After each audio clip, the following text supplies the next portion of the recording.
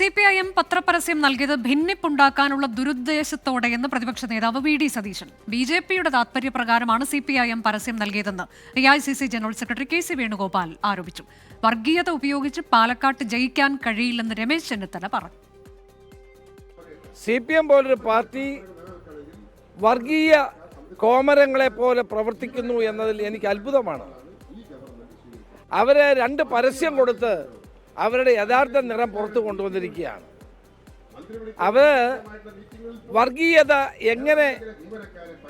വർഗീയത ആളിക്കത്തിച്ചുകൊണ്ട് തെരഞ്ഞെടുപ്പിൽ ജയിക്കാനുള്ള ഇവരുടെ നീക്കം അവിടുത്തെ മതേതര വിശ്വാസികൾ പരാജയപ്പെടുത്തും.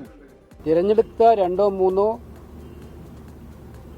പത്രങ്ങളിൽ മാത്രം ഒരു വിഭാഗത്തെ ടാർഗറ്റ് ചെയ്തുകൊണ്ട് മാത്രം പരസ്യം കൊടുക്കുക. അതിൻ്റെ ഉദ്ദേശം വളരെ ക്ലിയർ അല്ലേ? ന്യൂനപക്ഷ വോട്ടുകൾ കോൺഗ്രസിലേക്ക് വരുന്ന തടയാൻ, UDFിലേക്ക് വരുന്ന തടയാൻ വേണ്ടിയിട്ടുള്ള BJPയുടെ ആഗ്രഹം നടത്തി കൊടുക്കുകയായിരുന്നു ഇന്നലെ ചെയ്തത്. പക്ഷെ അവർക്ക് ജയിക്കണമെങ്കിൽ കോൺഗ്രസിന്റെ UDFിന്റെ വോട്ടുകൾ കുറക്കണം. ആ കുറക്കാൻ വേണ്ടിയിട്ടുള്ള ഒരു വലിയ കുതന്ത്രത്തിന്റെ ഭാഗമായിട്ടാണ് BJPയുടെ ആഗ്രഹം അനുസരിച്ച് CPIM പരസ്യം കൊടുത്തത്.